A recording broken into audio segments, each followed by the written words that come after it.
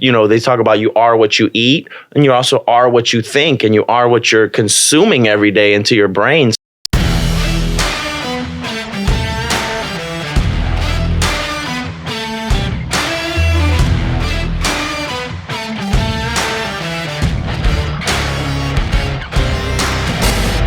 What's shaking? Welcome back to All In. I'm your host, Rick Jordan.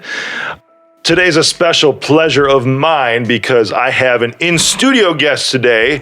I've known this dude, I think we played baseball when we were in our teen years a lot, and basketball especially too. Yeah. And Chris Ciezak, dude, welcome. Yeah, thank you so much. I'm excited to be here, man. It's been a long time. When we first met and then seeing you kind of where you've progressed to now, I'm just so excited and happy for you, man. Thank you for having me on. Dude, I'm excited. You bet.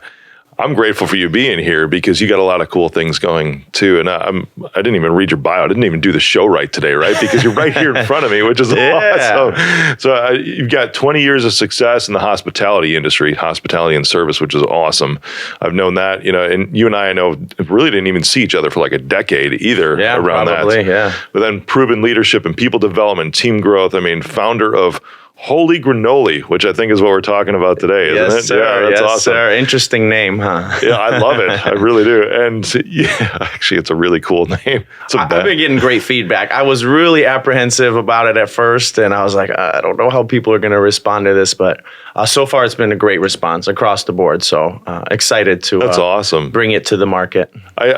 You also earned Best Beer Bar in Chicago.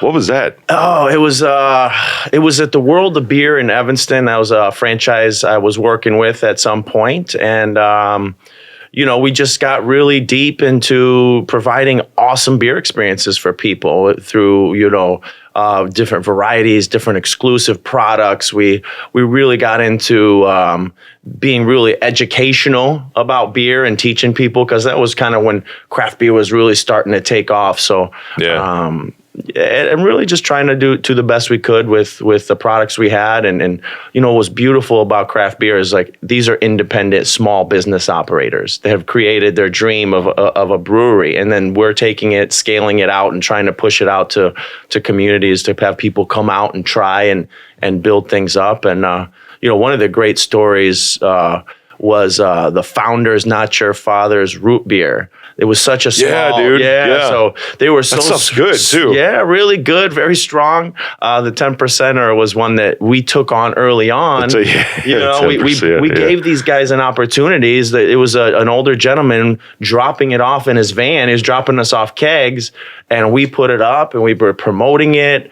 And it was definitely part of the reason they started to grow and really they became national. I think they got bought out at some point. But dude, that's incredible. So you were behind the whole Founders deal then too. Or was it just the Not Your Father's root beer part? Yeah.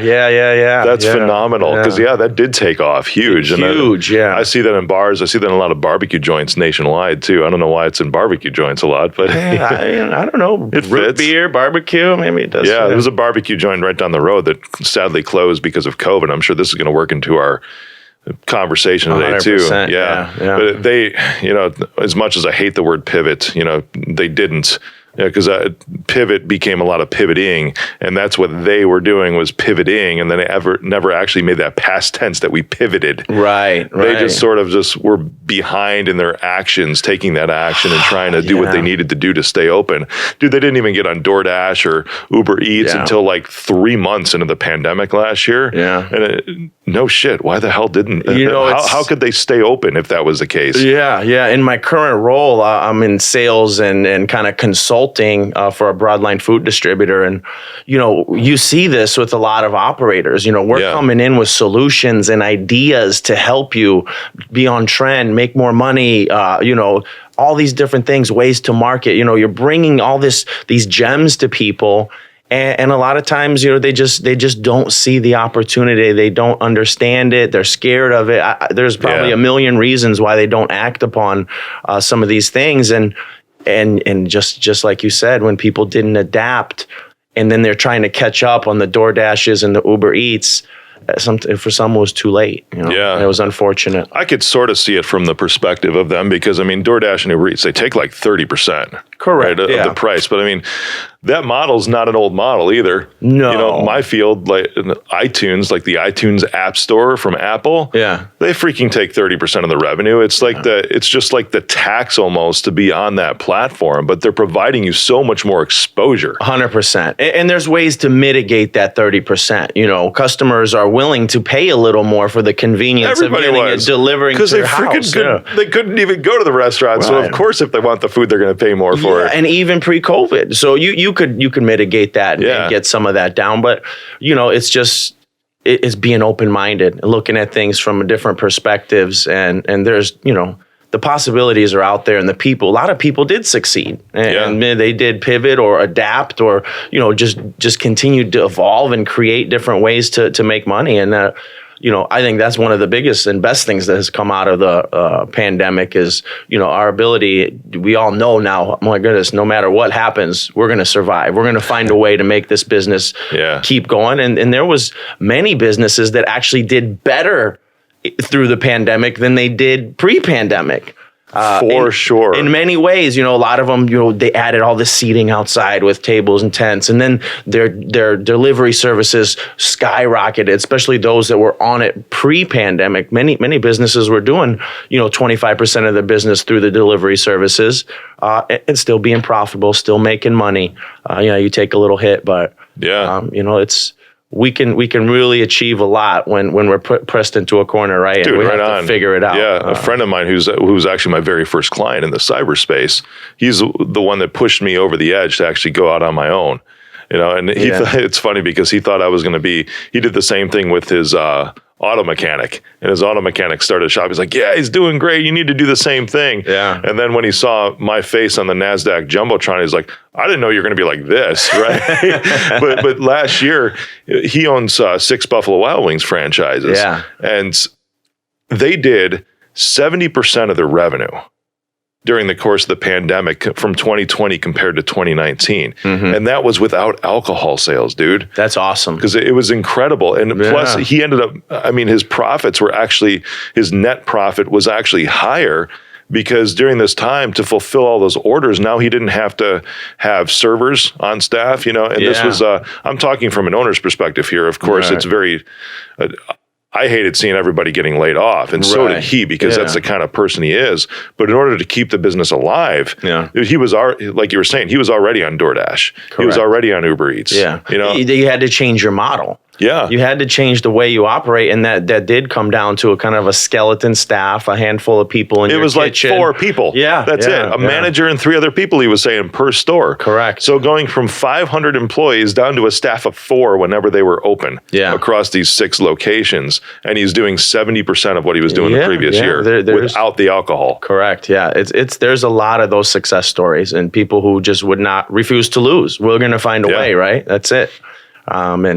And that story is, you know, they're a little bit bigger. Buffalo Wild Wings, it's a franchise, but you see a lot of these owners it's an owner and a manager and an employee have been forced to actually operate their business day to day because there just wasn't, you know, enough revenue coming in to support more staff. And on the flip side, now is the time everybody needs more staff. And that's the struggle and the new kind of crisis that everyone's dealing with is getting this, you know, getting these people off the bench and getting them back into the workforce. Yeah, I know he's struggling with that too. On the flip side of that conversation, now that everything is back open in Chicago, that 500 employee mark, he's sitting at about 300 employees trying to staff his stores. Yeah. So, I mean, it might not sound, he's still got 300 people for everybody who's listening, but that's a 40% dip in your labor force. Right. And it's not that he's not bringing people back. He needs this other 40% to operate his restaurants at full capacity. Yeah, Rick, it's a huge crisis right now. I mean, I got people begging me to like, can you help me find people? Can you help me find people? And I've got guys who just have brand new built out restaurants ready to open, and they have 2 employees and no one's showing up to interviews. No one's really applying. It's really stagnating the kind of recovery of the economy with people not wanting to come back into the workforce. It's unfortunate, man. Yeah. I mean, there's millions and millions of people on unemployment. We need those people back in the workforce, and I don't have the answer, but it's definitely something that needs to be addressed in some way, whether through policy, whether through whatever the case may be. So we still got, let's just talk basic economics. It's not even politics. If you're getting federal subsidies for unemployment and that person is making more now, not working, they have more money going into their bank account now, not working or lifting a finger at all, it's a little bit difficult from a psychological perspective to say, hey, why don't you come back to work and make less? 100%. And I try to think back to is like when I was in my mid-20s, and if I was making that type of money, staying home and the summer's coming up, am I going to go work? I don't know. But really, people need that. They need to get back out and get into the workforce. And even if it's part-time, it would be, it would really help a lot of these businesses. And it's not just the restaurant industry. Drive through any kind of area like we're in here where there's a lot of warehouses and different things and office buildings. You see nothing but hiring signs. Yeah, dude. It's just... there's a shortage now in almost every industry. Yeah. That's because people are sitting on their lazy asses at home. I'm just being straight up, because I think back to when I was departing Best Buy when I was working there, right? Mm-hmm. I was a regional manager for sales, and I had moved over from Geek Squad to the B2B side of this. I wrote the freaking sales playbook, man, for B2B for Best Buy. And when they were eliminating that division, I had like a 30-day notice, right? And I just came off of an FMLA leave because my twins were born. Right. I knew this was coming, and they were just completely eliminating this division. And so it was good timing for me because I was able to take the 6 weeks off and be with my twins. It was awesome. Yeah. But then when I came back, they were only legally required to keep me for 30 days. So I remember going there, and by this time, dude, all my bosses were gone. My directors, my regional vice presidents, they were all gone at this point because it was the whole division was just tanked, And my new boss, who was one of my peers just 6 weeks prior, because he just kind of like default was chosen for this thing, for this new director role to manage really just himself and one other person. He's like, Rick, next 30 days, like, I don't even care if you come to the office, man. He's like, nobody's going to give you a severance, even though I was there for 7 years. Yeah. I was with Best Buy for 7 years. Like, there's no severance with this stuff. I know they offered you an assistant manager role in one of the stores. I'm like, retail? Yeah. Like, I did that gig, right? Well, and look what you built for them, Exactly. Kind of loyalty is that, and that's... Right on. But for him, it was the 30-day thing. I looked at that as so temporary, man, because of course I could have gone on unemployment. I could have done all these other things and just sat on my ass at home for 6 months, thinking, I'm pulling in money.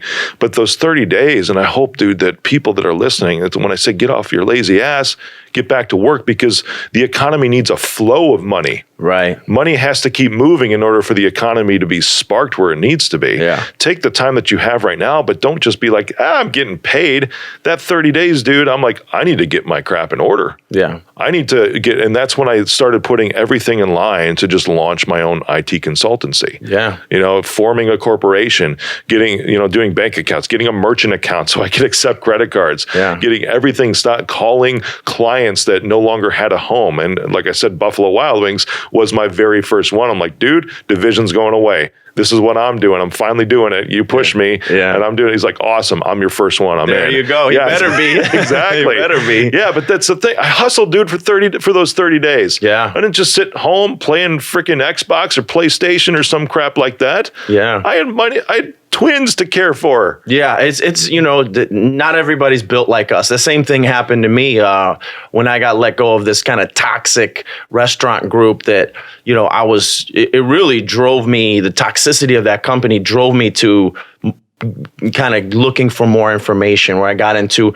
reading books, the podcast, the leadership stuff. It drove me to that. And when I got let go from them, I had already started my business plan for Wholey Granoly. Right on. And I took it as my job now is I'm going to the library and I'm going to build this out. I'm going to get everything lined up. And that was years ago. And I've been looking for locations and looking for things, and obviously the pandemic happened. But it's those moments like that when you get kind of blindsided and you're like, what happened here? Yeah, I thought I was in a good place, and now you just you got it kicked in the back, and you're like, well, let's figure this out. Now I'm done depending on other people. I'm going to do this for myself. So that's very cool. similar stories where, it's those moments in life where you got to do something else because people have let you down so many times. After all the investment of time and energy and turning businesses around, and the restaurant industry is tough like that. It's not an industry where you get, oftentimes you get kind of used for a certain period of time. And then once you kind of run your course and you've built their business, they're like, oh, you want more money now? Never mind. We'll see. We'll find someone else. Yeah, I hear you. So that's something, those are some of the kind of underlying motivators for me also creating a company, being through some of that toxicity through the restaurant industry and wanting to create something better culture, better, a big thing that I want to do that is really back for the people that helped me build this company as we start to grow is profit sharing. It's just how can I give them some skin in the game? Yeah, because I know how much time and effort and energy it takes to run restaurants. There's so many moving parts. There's so many difficult things you deal with every day. I want to make sure and take care of the people who are going to help build this company. And that's what I would have wanted when I did this for other people. So, no doubt. That's one of those underlying motivators from a culture and a just a people part of it. Yeah. I bet you a lot would have no issues coming back to work right now if that was the case. Yeah. Majoritively, if a lot of owners would be like, I just want to take care of my people. I got profit sharing because now they would come back and be like, cool, if I can help them make money, I can make more money too. 100%. I don't have to depend on the unemployment because now it's up to me. Right, 100%. And so that's one of the reasons, I'm starting to build this company, and I'm excited about it. I'm fired up because there's just so much opportunity now. Yeah. The restaurant industry is starting to come back, and people want to gather and they want to eat together and celebrate and do all those things. And we miss it, man. Yeah, everybody misses it. It's like it's a part of human nature. We need to be with people and others. So it's just an exciting time with that, and I'm fired up. I'm fired up. Good, dude. Yeah. You've been in the hospitality industry 20 years, man, and I would consider you successful. Yeah. I hope you consider yourself successful. I do. It's all part of the learning lesson. Yeah. You take those bumps and bruises and you work those 70-hour weeks, and all that commitment and time has led to this moment and me being able to launch my own thing. And that's where I'm speaking to those kids that are sitting at home on unemployment, those 20-something-year-olds. Get in the game. Come out here, learn something, build your interpersonal skills, learn how to talk to people. Social media, everyone's text, but the interpersonal skills, I think, is something the younger generation needs to probably work on a little, right? They need to kind of get out there, and the restaurant industry is something that'll challenge you. It'll teach you a lot of lessons, and that's how, you get to where you want to ultimately go. You may be starting off in an entry-level position now, but it's just part of your journey. And who knows where that journey may take you. It's funny when we were together just the other day, that bartender was talking about, she was like, I want to bartend, and that's like kind of my passion. And I'm happy for her, but she's such a young little, she was young, and you're like, girl, you don't even know what's going to inspire you down the road. It's great that you're inspired on this now, and it's great that you're in a place where you're learning to talk to people, you're learning to take care of people in many different ways. But she probably has a lot more in store for her than she even realizes, right? No doubt, for sure. She was like young 20s too, man, like early 20s. And she's fantastic. I mean, it's a restaurant that you met Joe and Dan, and they just opened that 4 months ago too, in the midst of all this chaos. Yeah, and they're giving people jobs, which is awesome. But you're right, because early 20s, I didn't really know what I wanted to do. No, you don't. But you got to get out there and do something. That's it. You got to get out there and do something, and then that's what we need right now in the industry and business. And these kids need to learn. Get out there and take on some responsibility, learn some new things, challenge yourself, because fall on your face. Yeah. We talk about it all the time. In order to get where you want to go, you're going to take a lot of bumps and bruises. Yeah. Dude, how would you feel if fear wasn't a factor and you felt like you couldn't fail? It's a little bit of a trick question, but yeah. Well, that is a trick question, and it's a good question. And over time, I've been fighting through those fears. And now I'm kind of the point where I feel in life where I don't want to say I'm not going to fail, because it's going to happen. You're going to have bumps and bruises. But I just know no matter what happens, I'm going to push through and get to where I want to go and get what I need to get, and build what I need to build for myself, for the people around me, for the communities we're going to serve. So failure really, it's going to happen, but it should never stop you, or fear, from doing anything, because it's just, you can't be scared, Rick. I've kind of had this mindset change, and all through this process, when I start telling people, hey, I'm opening a restaurant, and I was kind of looking for a little bit of money from some of my family, like, hey, I just need a few bucks here or there, help me to or put even this a pat on the back. Yeah, and they're more looking at you like, are you nuts? What are you doing? Why are you going to open a restaurant right now? And I was just so focused and on fire, like, a thought of fear or questioning whether I should or shouldn't do this, it never came into my mind, because when the things fall into place, and it's just that feeling of when you're on fire, and I'm sure you're in that mode now where you just have so many good things happening for you. You're very focused. You know what's going on. I'm in that boat too, and in kind of my direction with opening this restaurant, and really creating a brand and a larger company that's going to benefit everybody.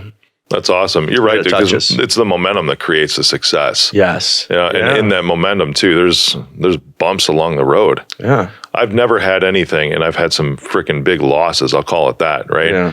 Failures, if you want to call them that, sure. Yeah. Falling on my face, that's cool. But dude, I'm not dead. Yeah.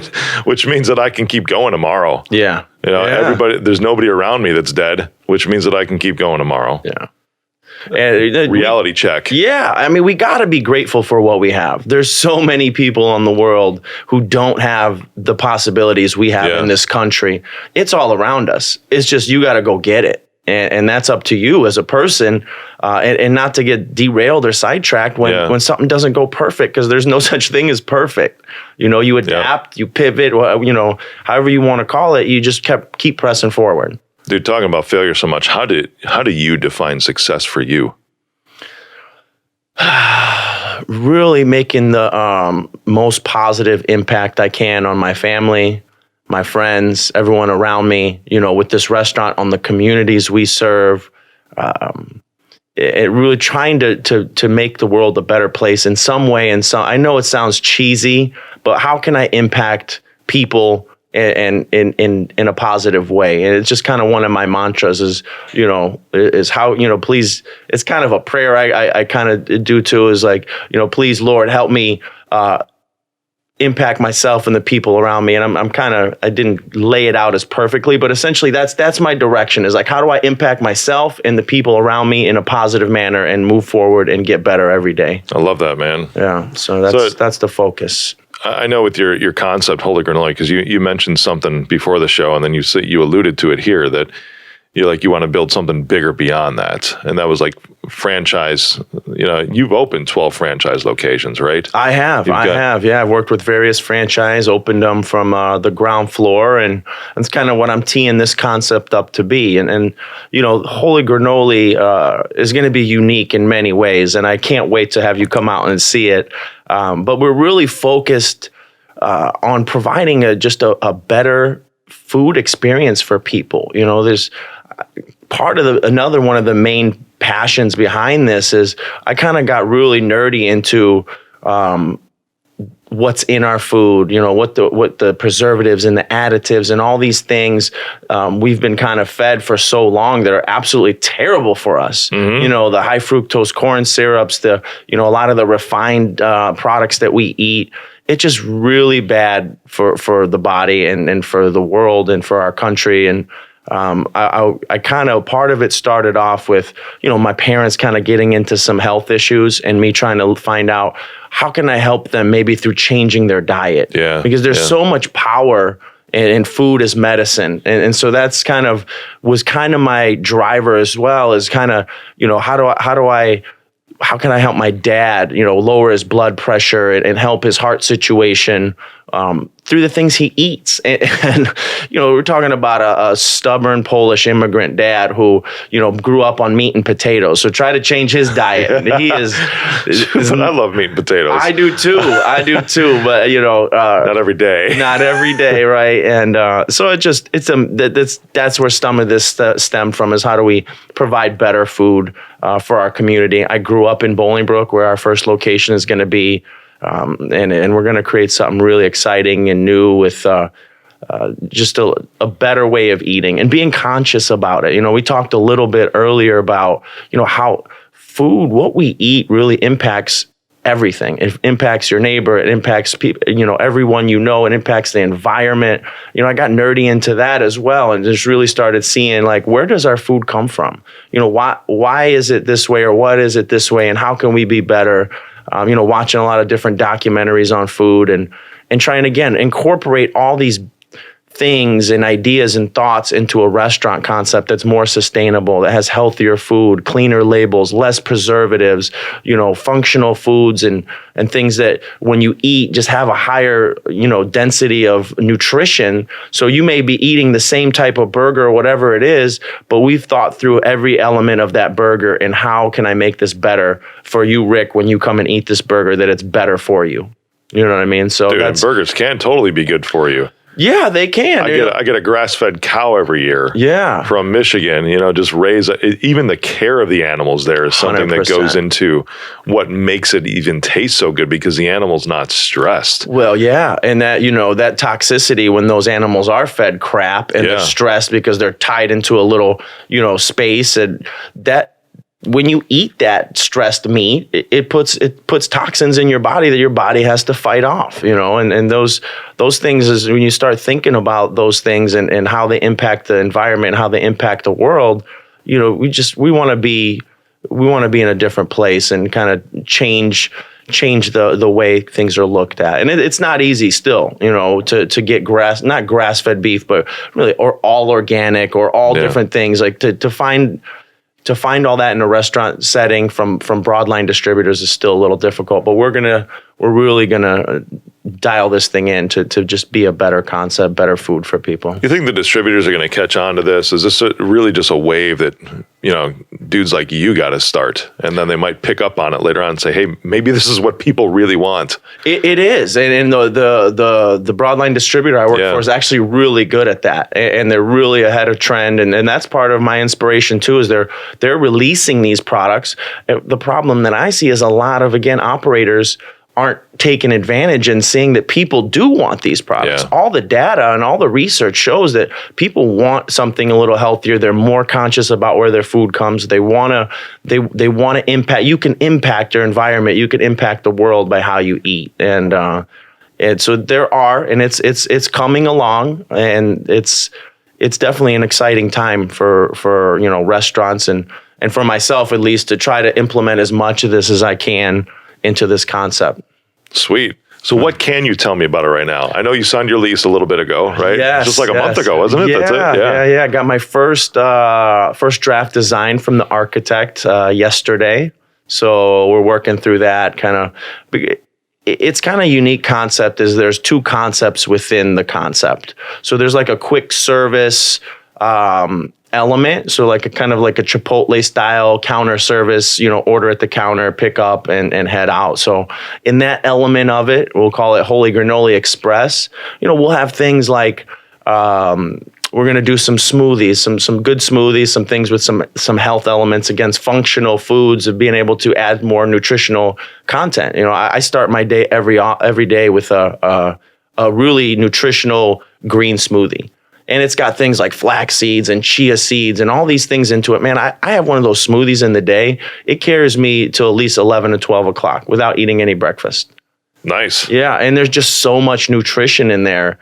So we're going to do some smoothies. We'll do some fresh parfaits with fresh fruit and really high quality yogurts. We'll do, obviously some coffee drinks and some, please, some higher end, and some coffee drinks, lattes and all those types of the fun stuff that people love. And so that Express will also have some quick service breakfast, lunch options. Again, really focusing on the ingredients and wanting to make sure that everything that goes into these dishes is really high quality. And then gives your body something back, when you pay for it. So that's cool. So you're going to have a traditional. Is there traditional table service? There will be. So that's the second element. And so you walk in the door. You're going to go to the right. If you're there for a quick service type of experience, you can come to the counter, order what you need, and head out. Through the other door to the left is going to be a full service breakfast lunch concept. I'm really into global flavor profiles. I want to incorporate a lot of, the things really Americans love, all types of the Asian global flavor profiles, the Hispanic global flavor profiles, I can't speak, and incorporate a lot of that into the dishes, and a lot of people are doing those things in different types of fusions. But we're going to try to be really creative. I love food. I'm a foodie. This is another kind of early on motivation for me. I started kind of cooking at home probably in 10 to 12 years old, just getting in the kitchen and making foods that I like. And I've carried that passion on now. I tell a lot of people, I really don't watch TV shows. I watch food shows that I can learn things from. I'm on YouTube scrolling through chef videos to learn different techniques or understand ingredients. I'm so consumed in the food side and wanting to express this in a restaurant. I've had this urge to build this newer, exciting concept with better ingredients and cool flavor profiles and more creativity for a very long time. And now it's coming to fruition now, and I'm excited. I can, when I get so pumped up about this, I gotta calm myself down because I could really. Yeah, I upset some people too when that happens. It's I want things to happen right now, right? Yeah.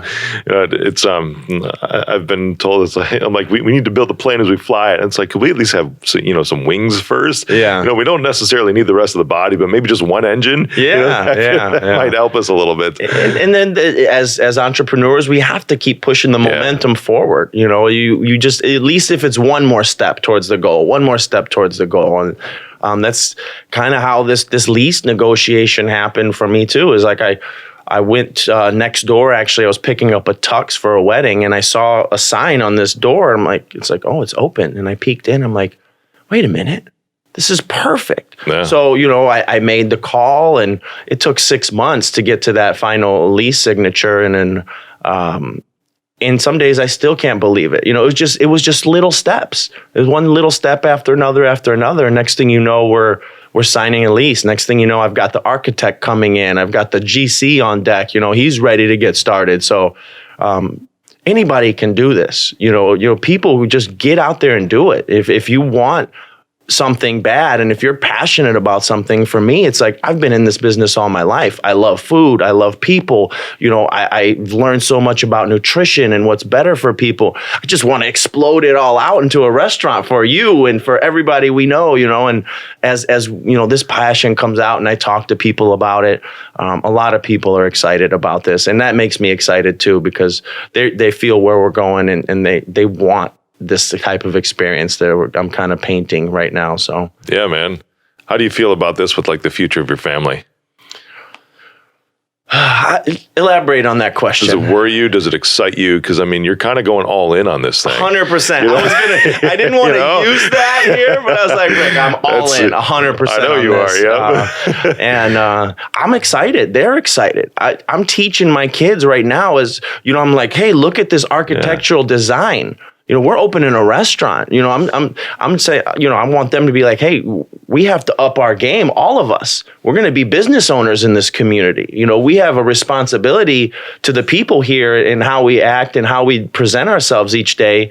So the whole way, I'm talking to them as they're adults. Like, hey, I'm going to lease negotiate. I'm negotiating a lease. I got this, that, whatever case may be. They're 8, 9, and 5, and they don't necessarily know, but they know we're starting a business, right? They know we're doing something, and a lot of I talk to them like this all the time. A lot of things that I learned from your show or some other podcasts or books that I read, I just talk to them as if they need to know this. They need to know this information, and it's awesome to see when they're actually hearing it and feeling it. Like, so I took my daughter to squirrel here for a second. I took her at Christmas time to the dollar store. She's like, "Can I go to the dollar store and buy everybody a few gifts for Christmas?" I'm like, "Sure." I gave her a few bucks. And it brought a tear to my eye when I opened up what she bought for me. It was this little itty bitty magnet, and it said, "We rise by lifting others." I mean, that's the best present I've ever gotten in my life. But that also tells me that she's hearing what I'm talking about, because I'm constantly talking about things like that. And it kind of gives me goosebumps right now. It's on the refrigerator. I see it all the time. But for her at age 8, to have absorbed a lot of this information that I'm talking to her about, that's probably way above on some level what you would expect an 8-year-old to be able to absorb. But I mean, you see, like, dude, you're making my day right now. Yeah. It made my year. I'm like, I see it every day. I'm like, oh man, spot on. I couldn't have got a better gift, and it was $1. Yeah. No joke. I was at dinner the other day with my family, and my sister and my mom were there. The first time that my mom's come out since everything started last year, because she's got a husband who had a stroke a few years back, so he's like high risk. But I'm sitting there talking with my son, my 13-year-old son, about all of my acquisition plans. And he's asking questions, and then he's throwing out terminology because, he's actually part of the production here on the show too. So he hears all the guests. He does a lot of the video editing on this. Yes. I mean, you see everything that's up there. Hey, that's my son. That's doing a lot of that. I mean, he's here right now, actually over in production, editing some of the previously recorded shows. Yeah. Wow. But he's asking these questions, and he's picking up everything that all the guests are saying too. So he's asking, even using the right vocabulary for high level business acumen at 13. Right. And my sister goes, "Does he really understand all this?" I'm like, yeah. We underestimate kids too much, man. Yeah, 100%. 8 years old, 13 years old, what does it matter? Doesn't matter. Talk to them like they're adults. It's what you put in your brain. Yeah. That's why when we talk about these personal kind of growth journeys we've been on, right? When you're constantly listening to high-level entrepreneurs and people who specialize in their field, and you're soaking this in all day, that's all I do is my car. I'm driving around from account to account doing different things and just absorbing all this great information.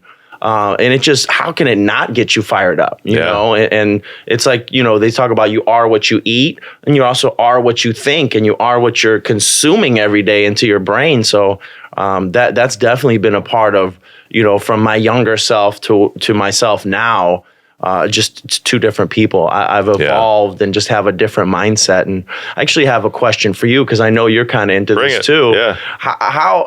How is it sometimes where when you learn something and you have some piece of information you're super excited about to share with people, and you share it with a lot of people? Because I share your podcast often with a lot of people, and you just don't get the excitement back. I'm like, how are you not pumped up about this? Yeah, I hear you. Dude, one thing I've noticed too is that different people are, well, I'll put it this way. It's annoying AF because it comes from what you're talking about really comes from a place of genuine compassion for everybody else, because you're so fired up about this new piece of knowledge. It's like, if only you could get this, it would change your life. Right. 100%. 100%. Yeah. All you have to do is keep going, because I recognized a little while back that everybody is at a different place in their journey. Right. And a lot of things that I pick up on now, that the reason I'm so open to it is because at one point in time I wasn't open to it. Yeah. And it took, and I can never count. I can never remember all the little bits and pieces that, the single sentence out of that one book that I picked out 15 years ago that maybe would have sparked this whole thing. Right. I don't even remember. I don't know what book it is. I have no idea, but it's been just this culmination of rewiring over time. Yeah. And some people can get it faster than others, which is fine, because they might just be genuinely more open because of conditioning. Yeah. But another big thing too is environment, man. Because if that individual is in the wrong environment right now and it's hard for them to see it, it's like a brick wall. Yeah. You're never going to get through. Nothing's ever going to get through to them until they can get out of whatever toxicity they're in at the moment. I mean, that could be a bad job. It could be a bad relationship. It could be just something that they've put themselves in, some sort of addiction or something like that. But that's the environment that they've allowed to be created or even created themselves around them, to where there might be a point, and if it's a brick wall, one of those podcasts that you share might actually just punch out one single brick or a half a brick at some point. Yeah, you just keep banging against it, but then I'll never stop. I mean, because I know it's good, and I'm trying to help you. It comes from a place of sharing or caring. Sorry, dude, it is frustrating. But yeah, and like you said, maybe in our mid-20s. It might not have resonated with us at that time. So it's a timing thing for every person, every individual. It's just like you just want to change someone's mindset or help them look at things differently, because it does. It changes your life. It changes all your possibilities when you kind of have that shift and you're evolving and you just you're open to it. You look at it from a different perspective. You take a negative situation, a failure, a fall on your face, and you turn that into a learning lesson. And this taught me something, and now I can move forward stronger and more knowledgeable. And a lot of people get hung up on those failures or those times where you get kicked in the back and they let it slow them down. Sure. They feel like, it wasn't meant to be, or I wasn't meant to do that. That could be perfectly true, but you're totally meant to do something else. Right. That could be even better than what you were thinking at this point. And this was maybe there just to say, hey, this isn't for you. Yeah. And that's also okay. But look at this big, ginormous, amazing thing if you just freaking open your eyes to the other side of your body. Yeah. It's... But it's exciting, and I just, I'm sure you've dealt with it, and I know I've dealt with it. But we keep trying to, like your podcast, you're constantly bringing great, awesome information to people, and thank you. I love it. I love it. And once you get on that journey where you just want to learn more and grow more, and it's addicting, and I think it's the best thing you could be addicted to, right? How do I learn more? How do I be a better myself? How do I, as long as you take action, right? That's the thing. Yeah. Yep. And it took me, it took me time to take action, not because I wasn't ready for it. It took, it's got to be the right timing, right? Of course. And so I probably looked at 10 or 15 different restaurant properties before I finally have committed to this one. And everything in this particular location checked all my boxes. And that's why once that happened, I'm full speed ahead. Yeah, dude. Well, that was still action. Looking at those 10 to 15 properties is still taking action. Right. Yeah, and you have to. I mean, that's it. Like, keep the momentum going. Keep looking. I know my family and friends were probably like, here we go again. Chris found another restaurant property. And it freaks my wife out. But I think she's finally now coming along, because most people are scared. Dude, she wouldn't respect you if you weren't the way that you are. Yeah. For real. Because it brings fire to her life, and I'm sure it pushes her too. Yeah. At the same time, I'm sure she balances you out to make you think twice about something that you mightn't. Yeah. Sometimes you need that little bit of that voice, like, are you sure? And sometimes when you're sure, you're sure. For sure. And that's why I was at this point in time, despite it being in a pandemic and probably not the best time for the restaurant industry, I just knew this was all right. It was the right timing, the right place. And again, I'm just, it's a long process. You want this thing to open. You want to start construction. You want to start allowing people in to come see what you've built.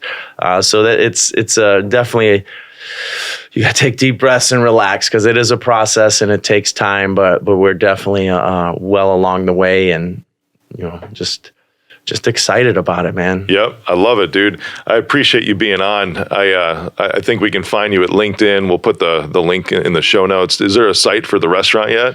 It's going to be wholeygranoly.com. It's not quite up yet. We're kind of getting there. It's spelled a little interesting, Wholey.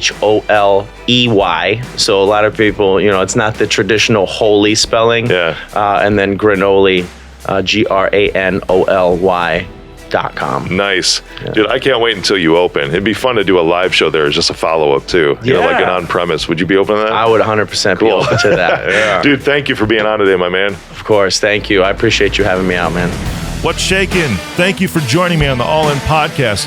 Click the subscribe button and smash that bell for notifications. Text me, 312-535-8520. Follow me on social media at Mr. Rick Jordan. See you next episode. I am Rick Jordan and I approve this message.